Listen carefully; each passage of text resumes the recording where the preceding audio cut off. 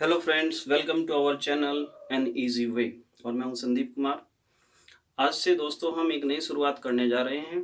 और वो नई शुरुआत क्या है कि हम अपने लेक्चर के लास्ट की कुछ मिनट में आपको आज से सिखाएंगे कि इंग्लिश कैसे बोलते हैं। इंग्लिश बोलना डेली हम हर क्लास में आपको सिखाएंगे।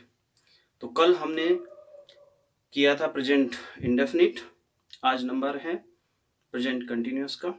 चलिए सीखते हैं। Present continuous. प्रेजेंट कंटिन्यूअस की पहचान क्या होती है कि जिन वाक्यों के अंत में, हिंदी के वाक्यों के अंत में रहा है, रही है, रहे हैं इत्यादि शब्द आते हैं, उन सेंटेंसेस को, उन वाक्यों को हम प्रेजेंट कंटिन्यूअस के बोलते हैं। ठीक है। इनमें हेल्पिंग वर्ब क्या यूज करते हैं, हमने बताया था टेबल में कि is, are, am, 3 helping verb थी इसमें जो हम यूज करते हैं। सबसे पहले इज को यूज करते हैं केवल सिंगुलर सब्जेक्ट्स के लिए, आर को यूज करते हैं प्लूरल सब्जेक्ट्स के लिए, और एम यूज होता है केवल और केवल आई के लिए। राइट। सिंगुलर प्लूरल सब्जेक्ट सब हमने बताया आपको। सिंगुलर में कौन आते हैं, ही, शी, इट, और जो सिंगल नेम्स होते हैं वो सिंगुलर सब्जेक्ट होते हैं। और प्लूरल सब्जेक्ट कौन होते हैं, आई, वी, यू, दे, और जो प्लूरल नेम्स होते हैं, एक से ज्यादा के नेम्स आ जाए, जैसे फ्रेंड्स वगैरह कुछ करके। यहाँ पे बस एक स्पेशल केस है कि इस आई के लिए एम अलग से निकाल दिया, बाकी सब प्लूरल में आएंगे। ठीक है। और वर्ब की कौन सी फॉर्म यूज करते हैं, फर्स्ट फॉर्म में आईएनजी, बताया हमने टेबल में, पूरे कंटिन्यूअस के लिए फर्स्ट फॉर्म में आईएनजी की फॉर्म यूज होगी। चलिए सेंटेंस लेते हैं। लेते हैं जैसे गुड़िया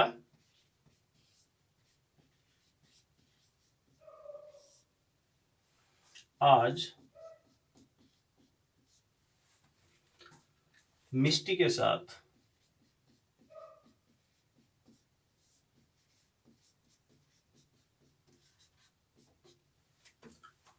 ट्रेन से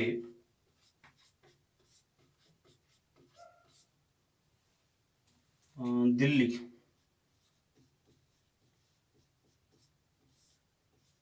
जा रही है। ठीक है स्टूडेंट। तो वही हमारा रामबाण फॉर्मूला, जिस एकमात्र फॉर्मूले से हम पूरी इंग्लिश सीखते हैं और सीखेंगे, उसको अप्लाई करना शुरू कर देते हैं। सबसे पहला काम, हम इनमें से छांटते हैं ये चीजें। तो सबसे पहला नंबर आता है सब्जेक्ट का। देखते हैं सब्जेक्ट कौन है इसमें, गुड़िया। उसके बाद में हेल्पिंग वर्ब कौन सी यूज होगी, यहां से हम देखते हैं कौन सा टेंस है ये, रही है, आता है प्रेजेंट कंटिन्यूअस में।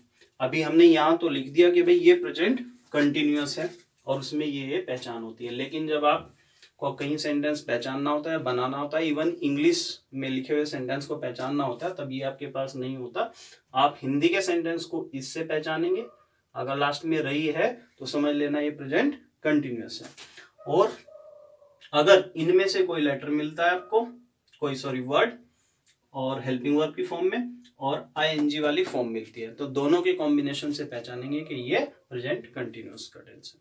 चलिए, हमने यहाँ देखा कि प्रेजेंट कंटिन्यूअस है और सब्जेक्ट है गुड़िया। गुड़िया है सिंगुलर सब्जेक्ट, यानी कि जो सिंगल नेम होते हैं वो सिंगुलर, जो प्लूरल नेम्स होते हैं प्लूरल। तो सिंगल सब्जेक्ट है, और सिंगल सब्जेक्ट जब होता है तो हेल्पिंग वर्ब क्या यूज होती है, इज। ठीक है, ये हमने पहचान कर लिया है। उसके बाद मेन वर्ब। मेन वर्ब क्या है, जाना। जो लास्ट में आती है सबसे सेंटेंस के, वो मेन वर्ब होती है। तो वह मेन वर्ब हुई हमारी यहाँ जाना। फिर बात करते हैं ऑब्जेक्ट, जा रही है। कहाँ जा रही है, दिल्ली। ठीक है, तो ये हमारा हुआ ऑब्जेक्ट मेन वर्ब का। उसके बाद आता है नंबर कंडीशन का। कंडीशन यानी कि कैसे जा रही है, किसके साथ जा रही है, ये चीजें। तो देखो, मिष्टी के साथ ट्रेन से, तो साथ और ट्रेन से, ये पूरी कंडीशन में आएगी। राइट। उसके बाद में नंबर आता है टाइम का। कब जा रही है? आज। तो ये टाइम हुआ। उसके बाद नंबर आता है इन्फिनिटिव का, इसमें इन्फिनिटिव है नहीं। अगर कुछ करने जाती हूँ वहां पे, मान लो एग्जाम देने, ऐसा होता है, मान लो हम इसमें इंक्लूड कर लें 10 से दिल्ली पेपर देने जा रही है या एग्जाम देने जा रही है, परीक्षा देने जा रही है। ठीक है, तो देने हो जाता हमारा, इसको मिटा देते हैं यहाँ पे, देने होता है, देने हो जाता हमारा इन्फिनिटिव वर्ब और इसका ऑब्जेक्ट हो जाता हमारा परीक्षा। क्लियर होगी बात? चलिए बनाते हैं। सबसे पहले वही सब्जेक्ट को लिख दीजिए, सब्जेक्ट है गुड़िया, तो बना देते हैं गुड़िया, ये बन गई गुड़िया। ठीक है भाई, ये गुड़िया डॉल नहीं है, शी इज गर्ल। तो उसके बाद में हेल्पिंग वर्ब, हेल्पिंग वर्ब गुड़िया सिंगुलर है, सिंगुलर के साथ में इज हेल्पिंग वर्ब हुई। उसके बाद में मेन वर्ब, मेन वर्ब है जाना, और जाने के बाद बोलते हैं गो, और गो में जुड़ेगा आईएनजी, तो गोइंग, ये हुई आपकी मेन वर्ब। उसके बाद नंबर आता है ऑब्जेक्ट का, ऑब्जेक्ट कौन है इसका? मेन वर्ब का ऑब्जेक्ट ये वाला है। तो दिल्ली, जब कहीं जाते हैं तो बताया था मैंने, टू लगाते हैं प्रीपोजिशन, तो गोइंग टू दिल्ली, ये हो गया हमारा ऑब्जेक्ट। उसके बाद में कंडीशन, कंडीशन क्या है? मिस्टी के साथ ट्रेन से, तो साथ के लिए होता है विद मिस्टी, उसकी फ्रेंड होगी, और बाई ट्रेन, ट्रेन से के लिए बाई और ट्रेन, ये हमारी कंडीशन है। इसके बाद टाइम, टाइम है हमारा आज, तो आज के लिए लगा देंगे टुडे। ठीक है, उसके बाद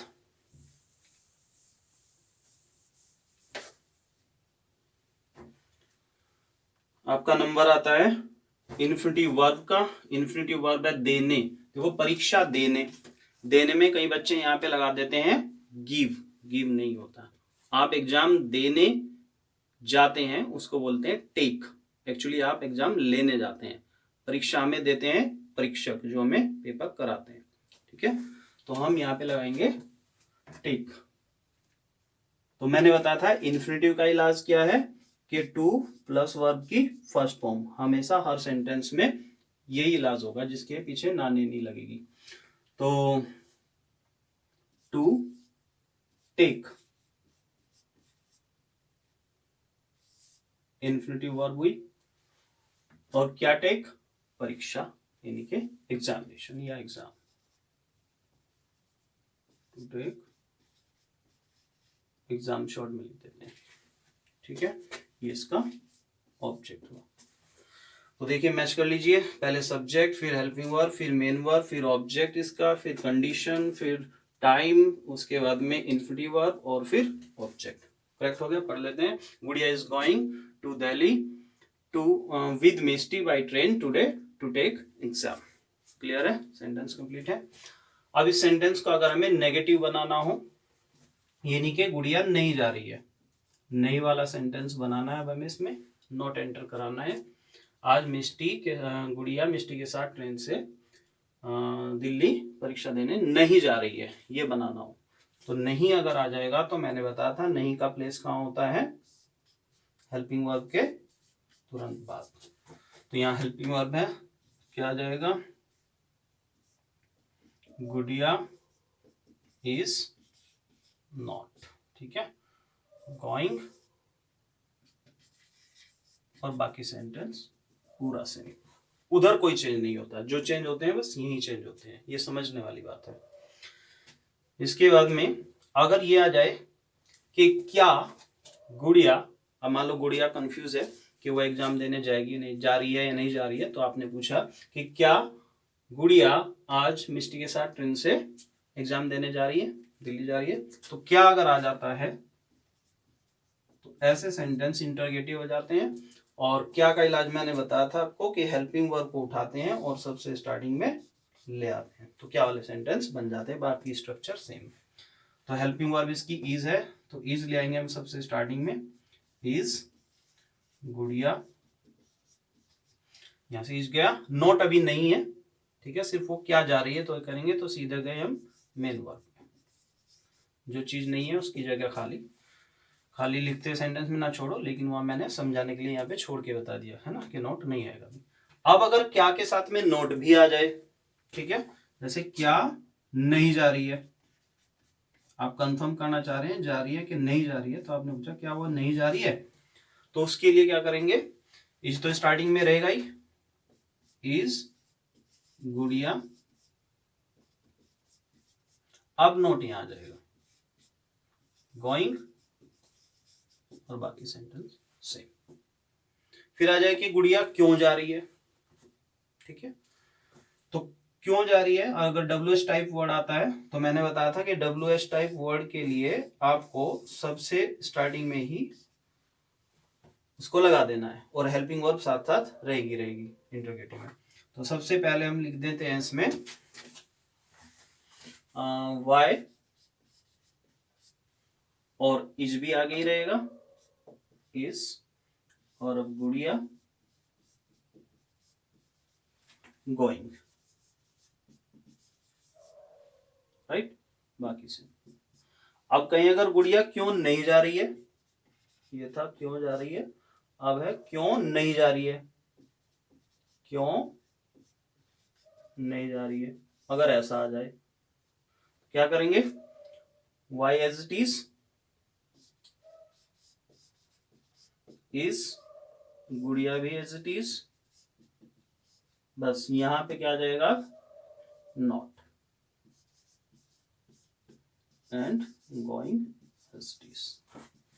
इस टाइप से ये 6 सेंटेंस बन गए, गुड़िया जा रही है, गुड़िया नहीं जा रही है, गुड़िया क्या गुड़िया जा रही है, क्या गुड़िया नहीं जा रही है, गुड़िया क्यों जा रही है, गुड़िया क्यों नहीं जा रही है, ठीक है, इस टाइप से 6 सेंटेंस बन जाते हैं, आप इसी टाइप से बना सकते हैं। अब आपके लिए एक्सरसाइज, या कोई और सेंटेंस ले, छोटे छोटे सेंटेंस भी ले लेते हैं, ये जरूरी नहीं है कि सभी सेंटेंसेस में ये पूरी स्ट्रक्चर कंप्लीट हो, छोटे छोटे सेंटेंसेस भी हो सकते हैं, बड़े भी हो सकते हैं, मैंने जितना बड़े से बड़ा मैक्सिमम पॉसिबल हो सकता था उतना आपको बताया, छोटे छोटे सेंटेंस भी ले सकते हैं, जैसे कि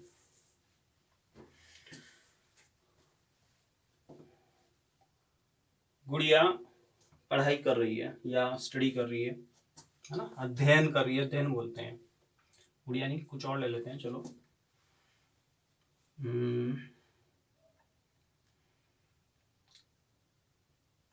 मान लो अमन ले लेते हैं,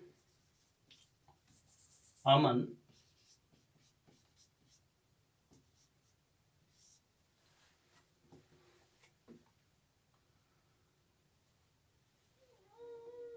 छोटा कौन सा सेंटेंस ले लेते हैं, किताब पढ़ रहा है, बहुत सिंपल सा है, आप बचपन में पढ़ते हैं, तो अमन किताब पढ़ रहा है, हम इसमें सबसे पहले वही काम, सब्जेक्ट देखेंगे कौन है, अमन, मेन वर्ब क्या है, पढ़ने वाली, रहा है से पता चला ये प्रेजेंट का कंटिन्यूअस है, इसमें मेन वर्ब, इसकी हेल्पिंग वर्ब क्या यूज होगी, अमन है, सिंगुलर है, अमन नहीं लेते, इसमें प्लूरल ले लेते हैं, की बार कुछ मेरी सहेलियां लिख लेते हैं, चलो मेरी सहेलियां किताब पढ़ रही हैं, अब ये प्लूरल में आ जाएगा, तो मेरी सहेलियां किताब पढ़ रही हैं, तो सब्जेक्ट हो जाएगा मेरी सहेलियां, मेन वर्ब पढ़ना, और ये प्रेजेंट कंटिन्यूअस हो गया, किताब क्या पढ़ रही है, किताब ऑब्जेक्ट, तो इसमें सजा देते हैं, सबसे पहले सब्जेक्ट मेरी सहेलियां हो जाएंगी, माई फ्रेंड्स सब्जेक्ट, उसके बाद हेल्पिंग वर्ब, फ्रेंड्स प्लूरल है, तो प्लूरल मेरा बनाने का मकसद था, प्लूरल के लिए लगाते हैं एम, तो माई फ्रेंड्स आर पढ़ने को बोलते हैं रीड, सिंपली, अध्ययन होता तो स्टडी लगा देते, ठीक है, तो my friends are reading, first form में ING, ये हेल्पिंग वर्ब और ये मेन वर्ब। तो माई फ्रेंड्स आर रीडिंग, क्या रीड कर रही हैं? बुक। ठीक है, सिंपल सेंटेंस हो गया। तो अगर माई फ्रेंड्स नहीं कर रही है स्टडी तो नॉट कहाँ लगा देंगे हम? यहाँ, my friends are not studying. और अगर आए कि क्या माई फ्रेंड्स, क्या मेरी सहेलियां पढ़ रही हैं, स्टडी बुक पढ़ रही हैं, तो क्या करेंगे उसके लिए? फिर ये नॉट नहीं होगा यहाँ पे, ये हेल्पिंग वर्ब को हम यहाँ से उठा के सबसे स्टार्टिंग में ले जाएंगे। इनके क्या मेरी सहेलियां किताब पढ़ रही हैं, तो क्या बोलेंगे? Are my friends reading book. ठीक है, अब ये इंटरोगेटिव है तो हम इसमें मार्क ऑफ इंटरोगेशन लगा सकते हैं। फिर क्या मेरी फ्रेंड्स नहीं पढ़ रही हैं, ये तो हुआ क्या पढ़ रही हैं और क्या नहीं पढ़ रही हैं, तो आर माई फ्रेंड्स नॉट यहाँ लगा देंगे। फिर हम इसमें are my friends not reading book, क्या मेरी सहेलियां किताब नहीं पढ़ रही हैं। फिर अगर पूछे कौन सी किताब पढ़ रही हैं, तो कौन सी के लिए जब हमें चयन करना होता है कुछ में से कि कौन सी वाली किताब, कुछ ऑप्शन हो सकते हैं उनमें से कौन सी पढ़ रही है ना, तो उसके लिए लगाते हैं विच। तो कौन सी किताब अगर आ जाए, कौन सी किताब कि मेरी सहेलियां कौन सी किताब पढ़ रही हैं, अगर ये सेंटेंस हो जाए तो कौन सी किताब, ये पूरा का पूरा क्वेश्चन वर्ड की तरह से यूज होगा। कौन सी किताब, कौन सा पेन, कौन सी इस तरह की अगर कोई चीज हो तो उसके लिए स्टार्टिंग में आ जाता है। तो कौन सी बोलते हैं? Which book. अब ये पूरा का पूरा क्वेश्चन वर्ड की तरह से, डब्ल्यू टाइप वर्ड की तरह से ट्रीट करेगा। तो विच बुक, सब्जेक्ट भी यहीं पे आ गया, सॉरी सब्जेक्ट नहीं, क्वेश्चन वर्ड हो गया। विच बुक, उसके बाद में हेल्पिंग वर्ब, सब्जेक्ट है माय फ्रेंड्स तो ये डब्ल्यू टाइप वर्ड हुआ, इसके बाद में हेल्पिंग वर्ब आएगी इसमें are, which book are my friends, अब सब्जेक्ट का नंबर है, हेल्पिंग वर्ब माय फ्रेंड्स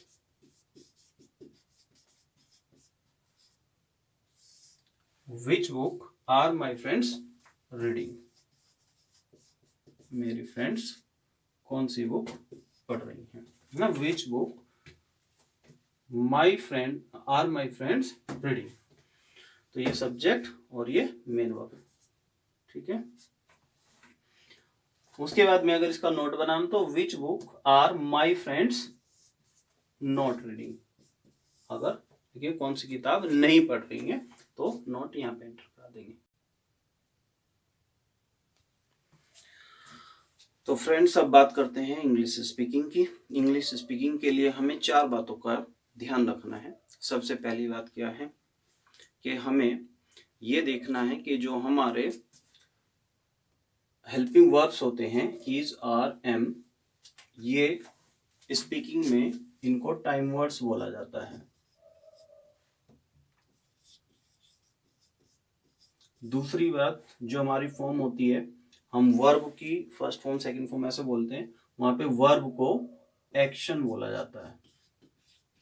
फर्क कुछ नहीं है, वही चीज है, जो वर्ब होती है उसी को एक्शन बोल देते हैं और जो हेल्पिंग वर्ब्स होते हैं उन्हीं को टाइम वर्ड्स बोल देते हैं। लेकिन हम अपना वर्ब या हेल्पिंग वर्ब ये भी ध्यान रख सकते हैं, कोई प्रॉब्लम नहीं है। तो पहली बात तो ये है कि ये टाइम वर्ड्स टाइम बताते हैं और ये एक्शन। टाइम वर्ड कैसे, जैसे कि हम प्रेजेंट कंटिन्यूअस की बात करें तो इसमें इज, आर, एम हमें बताते हैं कि कोई कार्य लगातार हो रहा है, लगातार, यानी कि लगातार हो रहा है, प्रेजेंट में वो काम कंटिन्यूअस चल रहा है। इसका मतलब अभी का, वर्तमान का, फिलहाल का टाइम में जो चल रहा है, ये टाइम वर्ड्स हमें उसकी नॉलेज देते हैं। एक्शन, कौन सा काम हो रहा है उसकी नॉलेज देते हैं। दूसरी बात, हम हमेशा जब भी स्पीकिंग करते हैं तो हम अपने आप में हमेशा आई होते हैं, हमारे सामने वाला हमेशा यू होता है। जैसे कि मेरे लिए आप यू हो और आपके लिए मैं यू हूं। ओके, मैं खुद के लिए आई हूं, आप खुद के लिए आई हैं। जब भी आप खुद को इंडिकेट करेंगे आई से आंसर देंगे, और जब दूसरे से पूछेंगे आप तो यू से उससे पूछेंगे। जब किसी तीसरे के बारे में बात करें तो वो ही, शी, इट या दे या किसी का नाम हो सकता है। ओके, तो 3 टाइप के लोग होते हैं बात करने में, 3 type of person, first person, second person and third person. तीसरी बात है कि हमें बातों को फील करना है। फील कैसे? जो भी एक्टिविटी हम लोग करते हैं उस एक्टिविटी को महसूस करना है, फील करना है और उसके अकॉर्डिंग आपको बोलना है। चौथी बात और इम्पोर्टेंट बात कि हमें स्टार्टिंग में बड़े सेंटेंसेस नहीं बोलने हैं।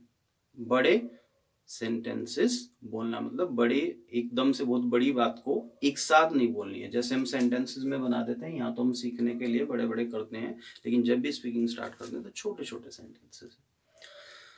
तो एक्टिविटी स्टार्ट करते हैं, जैसे कि ऑब्जर्व।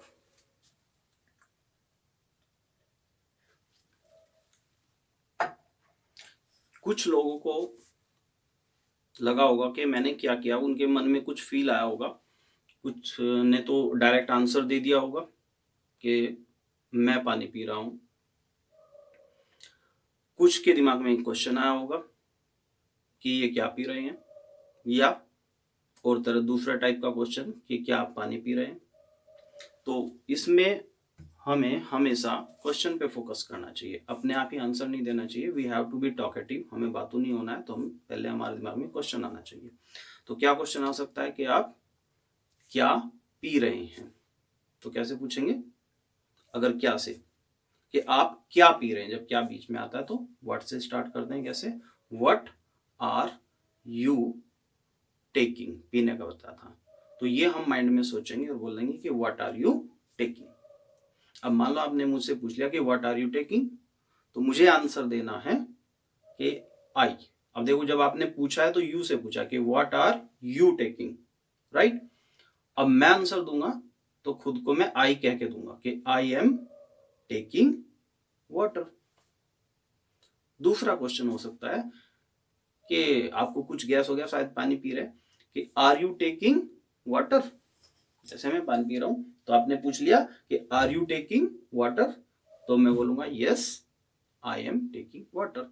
इसमें हम यस या नो स्टार्टिंग में बोल सकते हैं। मान लो मुझे मना करनी हो, नहीं मैं पानी नहीं पी रहा हूं, तो क्या बोलूंगा? No I am not taking water, right. अगर मना करनी हो, बिल्कुल छोटे छोटे से क्वेश्चन हम इस तरह से बोलते हैं, राइट। सपोज करो कोई और एक्टिविटी है, मान लो आपकी सहेली है, वो बैठी पढ़ रही है। तो अक्सर आप लोगों की आदत होती है, आपने देख लिया पढ़ रही है, फिर पूछेंगे अरे पढ़ रही हो क्या।